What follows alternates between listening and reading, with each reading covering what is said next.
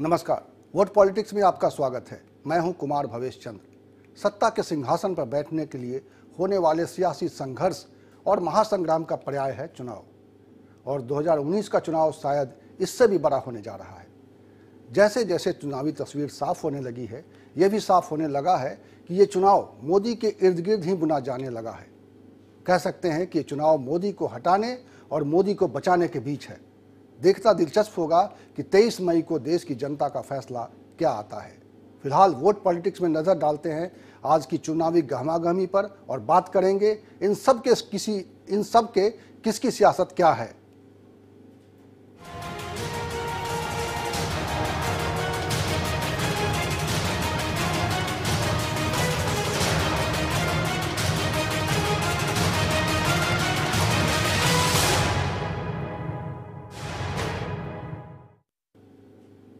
BJP के अध्यक्ष अमित शाह के गांधीनगर से नॉमिनेशन को पार्टी ने बड़ा इवेंट बना दिया। देश के गृह मंत्री राजनाथ सिंह, एनडीए के नेताओं प्रकाश सिंह बादल, रामविलास पासवान और उद्धव ठाकरे की मौजूदगी सुनिश्चित करके बीजेपी ने इस कार्यक्रम को अहमियत दी। वैसे भी यह मौका अमित शाह की सियासी यात्रा में अहम पड़ाव है। अटल आडवाणी की सीट से लोकसभा का चुनाव लड़ाकर उनकी सियासी कद को और उठाने की कोशिश साफ तौर पर देखी जा सकती है। अमित शाह विधानसभा में इस क्षेत्र की नुमाइंदगी तो करते रहे हैं, लेकिन लोकसभा सीट से चुनाव लड़ना निश्चित ही उनके जीवन की बड़ी साध रही होगी। उन्होंने इस बात को स्वीकार भी किया और इसके लिए पार्टी का धन्यवाद भी किया।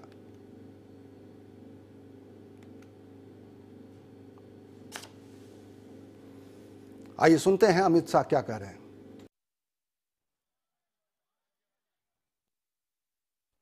जब मैं इस चौराहे पर सरदार पटेल कॉलोनी के रोड पर खड़ा रहकर यहां बोल रहा हूं, तब मुझे 1982 के दिन याद आते हैं। इसी नारायणपुरा वार्ड की संघवी हाई स्कूल बूथ के एक बूथ के अध्यक्ष के रूप में मैंने अपना काम शुरू किया। बूथ पर पोस्टर चिपकाते चिपकाते, वॉल पेंटिंग करते करते, पर्चा बांटते बांटते आज विश्व की सबसे बड़ी पार्टी के राष्ट्रीय अध्यक्ष के रूप में भारतीय जनता पार्टी ने मुझे पहुंचाया है। मित्रों, यहां मेरे साथी जो है, मेरे नेता सारे हैं, वरिष्ठ हैं, उन्होंने मेरी प्रशंसा में कुछ न कुछ कहा है। मैं सबको निवेदन करना चाहता हूं कि मेरे जीवन में से अगर भारतीय जनता पार्टी को निकाल दो तो केवल और केवल शून्य बाकी बचता है और कुछ नहीं बचता है। नामांकन के बाद रोड शो के जरिए बीजेपी अध्यक्ष ने गांधीनगर में अपनी ताकत का प्रदर्शन भी किया। इस पूरे कार्यक्रम में लालकृष्ण आडवाणी की गैर मौजूदगी बहुत कुछ कहती है। कहने को वह पार्टी के मार्गदर्शक मंडल के सदस्य हैं, लेकिन उनके गांधीनगर नहीं पहुंचने को लेकर बीजेपी कार्यकर्ताओं की खुसर पुसर की चर्चा चुनाव के दौरान रह रह कर तेज हो सकती है। वैसे इस सीट से अमित शाह की जीत सुनिश्चित और सुरक्षित इसलिए भी मानी जा रही है क्योंकि यहां से बीजेपी 9 चुनाव जीत चुकी है। 6 बार तो आडवाणी ने ही इस सीट से जीत हासिल की है। एक बार अटल बिहारी वाजपेयी ने भी इस सीट से जीत दर्ज की, लेकिन बाद में उन्होंने इस्तीफा दे दिया। मैं आपको जो अमित शाह ये इस क्षेत्र से चुनाव लड़ रहे हैं उसके बारे में कुछ जानकारी देता हूं। सबसे पहले मैं आप अमित शाह की 3 तस्वीरें जरा देखिए और समझिए कि अमित शाह का आज का कार्यक्रम किस तरह का पूरा एक शो ऑफ था बीजेपी के लिए, वो दिखाता हूं आपको।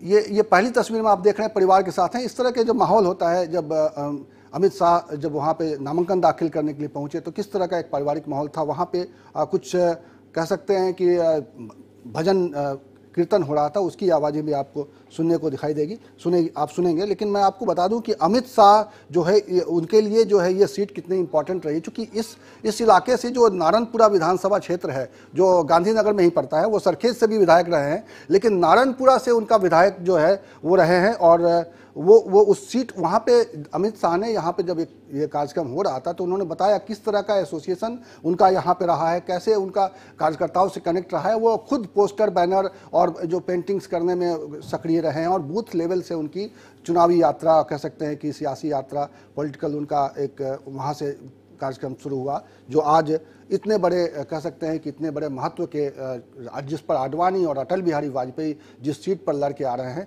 उस सीट पर वो लड़ रहे हैं। एक और इंटरेस्टिंग बीजेपी का इसके अमित शाह को गांधीनगर सीट से लड़ाने के पीछे की रणनीति एक और बहुत बड़ी रणनीति है। वो ये कि चूंकि प्रधानमंत्री नरेंद्र मोदी उत्तर प्रदेश में सक्रिय हैं तो उस पार्टी का अध्यक्ष वहाँ पे गुजरात में लड़े और वो लड़ता हुआ दिखाई दिया और बड़ी सीट से लड़े। क्योंकि पिछली बार के आपको लोग वहाँ के चुनाव जो विधानसभा के चुनाव हुए थे वो आपको याद होगा, वहाँ पे कांग्रेस और भाजपा के बीच में किस तरह नेक टू नेक फाइट हुआ था।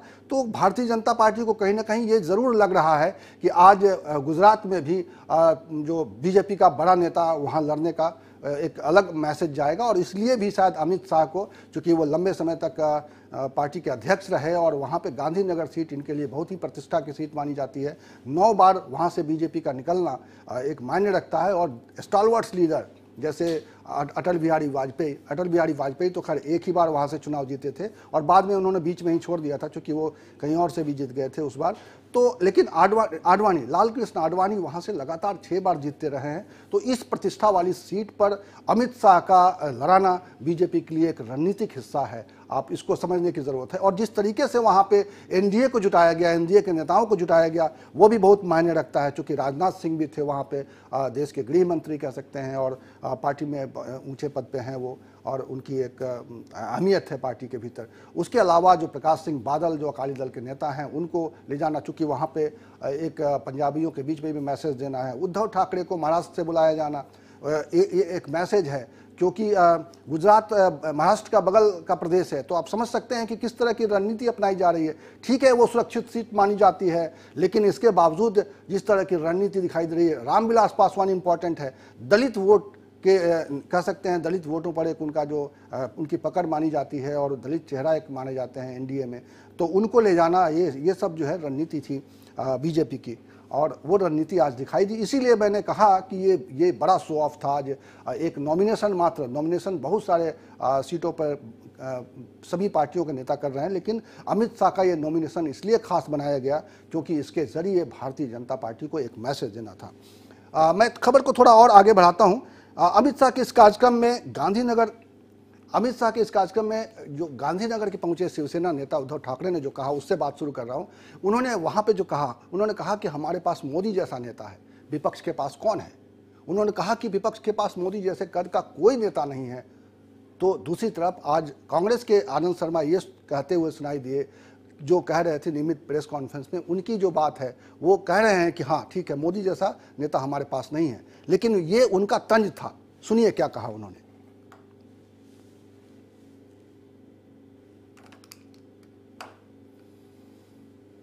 सोच एक है, विचार एक है, नेता एक है। मैं विपक्ष को पूछना चाहता हूं कि क्या आप में एक कैसी कोई बात है कि जो आप हमें बता सकते हैं, देश की जनता को बता सकते हैं? आपका नेता कौन बनेगा प्रधानमंत्री? हमें सत्ता चाहिए, जरूर चाहिए, लेकिन कुर्सी के पागल नहीं है हम, कुर्सी के दीवाने नहीं है हम। तो यही मैं आह्वान विपक्ष को देता हूं। मेरी बात सुन लो। जैसे आप मोदी जी के नारे लगा रहे हैं, मैं विपक्ष को आह्वान देता हूं, चलो जैसे हम एक साथ आए हुए हैं, आपकी एक रैली करो और कार्यकर्ताओं को बोलो कि एक नाम लेकर नारे लगाओ। चलो, मेरा आह्वान है। तो ये वही उद्धव ठाकरे हैं जो अभी 2 महीने पहले तक जो है भारतीय जनता पार्टी के लिए पता नहीं क्या क्या कह रहे थे। वो अयोध्या भी आए थे, उस पर बहुत सारे भारतीय जनता पार्टी के नेताओं पे, मोदी पर इवन सवाल खड़े कर रहे थे, लेकिन वहां इन्होंने ये कहा। और अब शुरुआत है आपको आनंद शर्मा ने क्या कहा। सरकारी प्रचार का एक हिस्सा बंद हुआ, पर अब भारतीय जनता पार्टी के साधन सामने हैं। हमने जैसा बताया था 2014 में, तब तो बीजेपी एक विपक्षी दल था और कांग्रेस सत्ताधारी दल थे। तभी भारतीय जनता पार्टी के पास जो साधन संसाधन थे, कांग्रेस उसके कहीं तुलना में उसके नजदीक नहीं थी। और आज भी मैं कहूंगा कि अनुपात के दृष्टिकोण से अगर आप देखें तो वो कम से कम 90 और 10 का फर्क है। 90% से ज्यादा साधन पूरे देश के जो राजनीतिक प्रचार में लगेंगे, चुनावी प्रचार में, वो बीजेपी के पास हैं। तो वो कम से कम 90 और 10 का फर्क है। 90% से ज्यादा साधन पूरे देश के जो राजनीतिक प्रचार में लगेंगे, चुनावी प्रचार में, वो बीजेपी के पास हैं।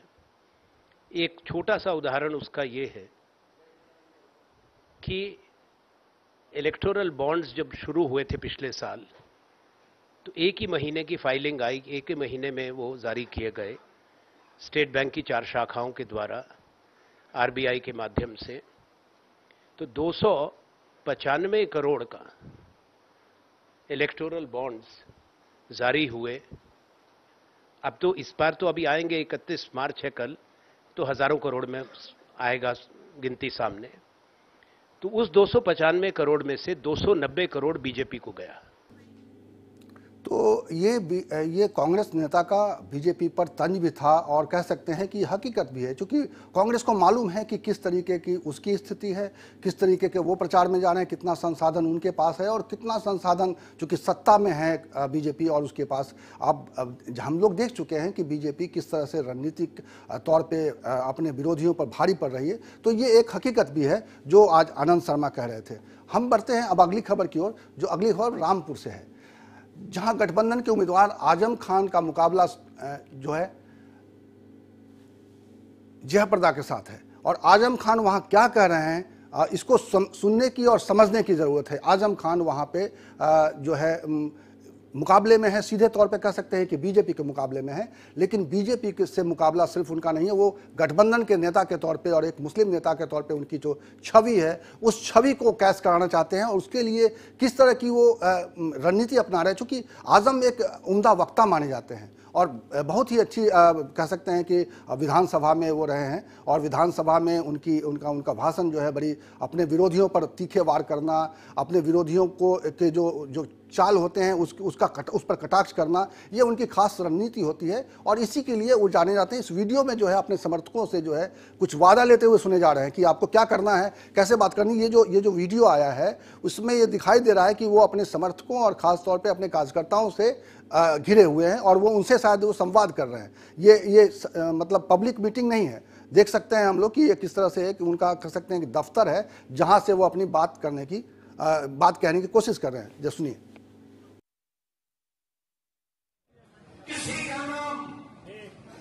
किसी राजनीतिक पार्टी के कैंडिडेट का नाम आज से रामपुर वालों तुम्हारी सवालों पर हराम हो गया।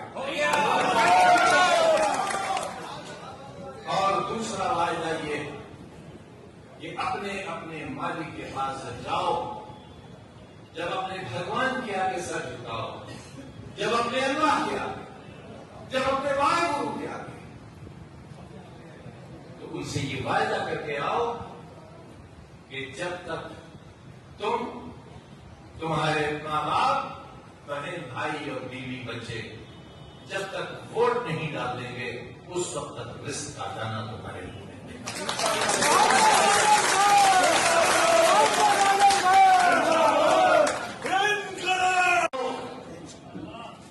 ये हर मशीन खराब हो जाएगी।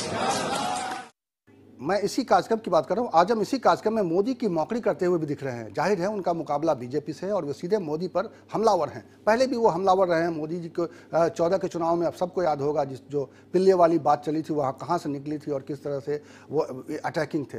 तो वो सीधे मोदी पर हमलावर हैं और मोदी अपनी सभाओं में जो सर्जिकल स्ट्राइक की बातें कर रहे हैं और विरोधियों पर जीत के लिए पाकिस्तान में खुशियां मनाने का हवाला दे रहे हैं, उस पर आजम खान ने इसी कार्यक्रम में, इसी प्रोग्राम में अपने कार्यकर्ताओं को, अपने समर्थकों को क्या कहा, वो भी सुन लीजिए जरा।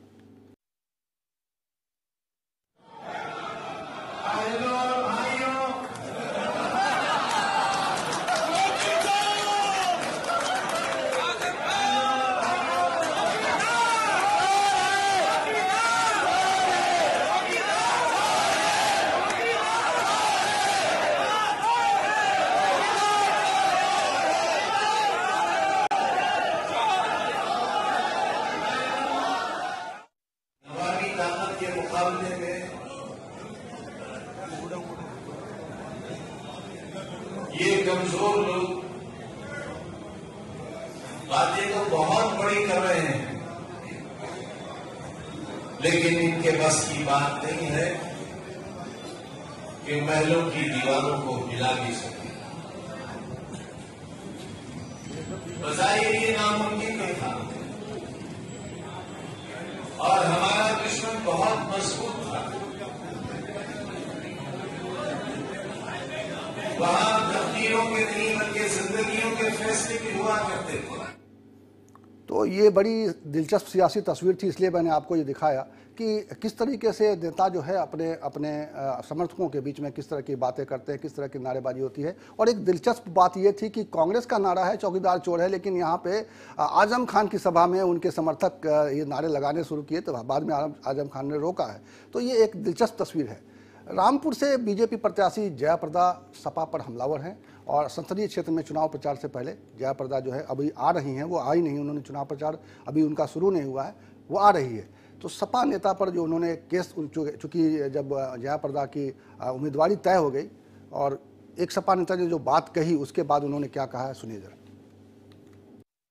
पदाधिकारी सभी मुझे आशीर्वाद लेने आए हूँ यहाँ पे, और बाकी हम कल रामपुर जा रही हूँ कल 7 बजे, तो वहीं मिलेंगे हम सब।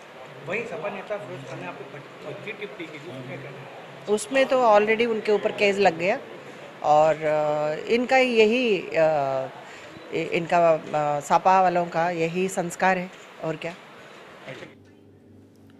तो आपको बता दें कि समाजवादी पार्टी के जिलाध्यक्ष ने फिरोज खान ने, जिनका नाम है फिरोज खान ने, रामपुर लोकसभा सीट से भाजपा की उम्मीदवार जयाप्रदा को क्या कहा था। उन्होंने कहा था कि रामपुर की शामें अब रंगीन हो जाएंगी। तो इस तरह की टिप्पणी जो है आजकल ये चुनाव के मौसम में, चुनाव के मौके पे बहुत सारे सभी दलों के नेताओं की इस तरह की जो बयानबाजियां आ रही हैं वो भी चर्चा में है, वो भी एक चुनाव में बदनुमा दाग की तरह है। ये एक चीज़ दिखाई दे रही है। अब आपको हम दूसरी खबर की ओर लिए चलते हैं।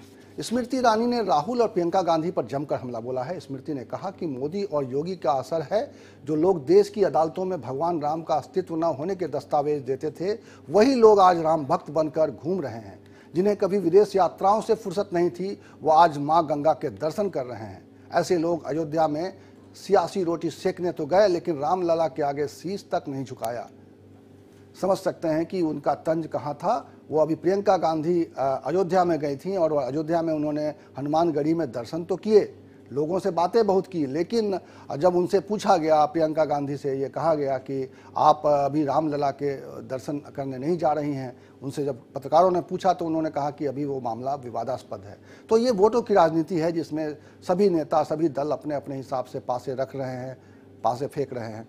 स्मृति ईरानी ने क्या कहा, इसको मैं सुनवाता हूँ आपको। लोग जो कांग्रेस की सरकार में देश के न्यायालयों में दस्तावेज देते थे कि भगवान राम का अस्तित्व नहीं, आज वही राम भक्त बनकर घूम रहे हैं। वो लोग जो विदेश की यात्रा करते थे, आज गंगा मैया के दर्शन करने निकले हैं। वो लोग जो विष देते थे भ्रष्टाचार का देश को, आज शिव की महिमा का गुणगान कर रहे हैं। लेकिन देखिए राजनीति ऐसे लोगों की, अयोध्या तक गए लेकिन राम लल्ला के सामने शीश न झुकाया।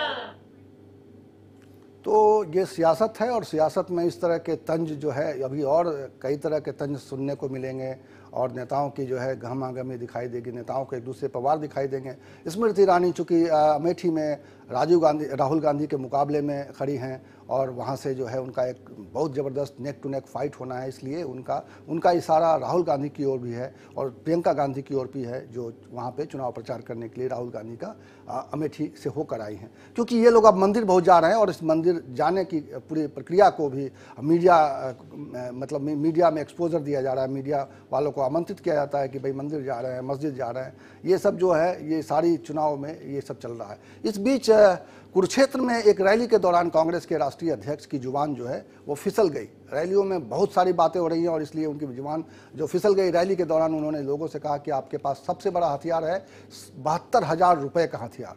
इस बीच बोलते बोलते उनकी जुबान फिसल गई और उन्होंने कहा कि वे लोगों को महीने में 72,000 रुपये देंगे। उनको देना है 6,000 रुपये और 72,000 रुपये जो साल में देना है उसको वो गलत बता गए। और इसलिए अभी भी इसको लेकर भी कांग्रेस की आलोचना बहुत हो रही है, क्योंकि इसके कई नेता कई तरह की बातें कर रहे हैं। कुछ लोग कह रहे हैं कि 6,000 देना है, कुछ लोग कह रहे हैं कि नहीं, जिसकी सैलरी 12,000 से अगर 10,000 होगी तो उनको 2,000 ही मिलेगा। तो इसको लेकर भी बहुत क्लैरिटी नहीं है। इसको लेकर भी कांग्रेस की आलोचना हो रही है, या इसको लेकर विपक्ष कह सकते हैं कि विरोधी पार्टी भारतीय जनता पार्टी खासतौर पर सवाल उठा रही है कि ये कैसी गरीबी दूर करना चाहते हैं जिसको लेकर उनके पास तस्वीर ही साफ नहीं है। तो ये पूरी तस्वीर जो है राहुल गांधी की है, उसको जरा सुन लेते हैं।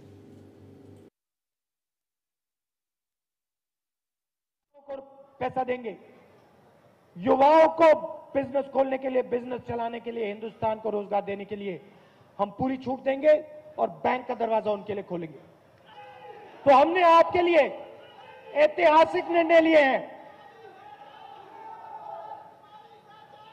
नरेंद्र मोदी जी अमीरों की रक्षा करते हैं, नरेंद्र मोदी जी अमीरों को न्याय देते हैं। कांग्रेस पार्टी गरीबों को, किसानों को, मजदूरों को, छोटे दुकानदारों को न्याय देगी।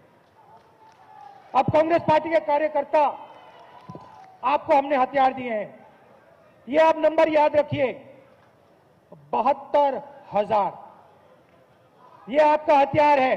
हर महीने 72,000, हर महीने 72,000, 5 साल के अंदर 3,60,000, ये आपका हथियार है। पता नहीं राहुल गांधी के इस बयान से उनके वोट बढ़ेंगे कि कम होंगे, लेकिन हाँ 72,000 का जो है अब ये एक वादा जो है कांग्रेस का बहुत चर्चा में है। अब ये चर्चा नीचे तक पहुंच रहा है। इसको लेकर कांग्रेस के नेताओं को सफाई भी देनी पड़ रही है। उधर इसी पूरे मुद्दे पर जो है भारतीय जनता पार्टी के लोग और कह सकते हैं कि उनके स्टार प्रचारक प्रधानमंत्री नरेंद्र मोदी भी काफ़ी टिप्पणियां कर रहे हैं, कह रहे हैं कि उनको गरीबी के दिन याद आ रहे हैं और गरीबों को आगे बढ़ाने की बात कर रहे हैं। जिन्होंने कभी कुछ नहीं किया वो गरीबी हटाने की बात कर रहे हैं। तो तरह तरह की बातें चुनाव में जब पार्टियां जाती हैं, जब नेता जाते हैं, तो कई तरह की तस्वीरें उभरती हैं, कई तरह के तंज उभरते हैं, कई तरह के रंग उभरते हैं। और कुछ ऐसे ही चुनावी रंग के साथ हम आपको छोड़ जाते हैं वोट पॉलिटिक्स में। लेकिन नेशनल वॉइस पर खबरों का सिलसिला लगातार जारी रहेगा। आप हमारे साथ बने रहिए और इस चुनावी रंग को देख कर जाइए। नमस्कार।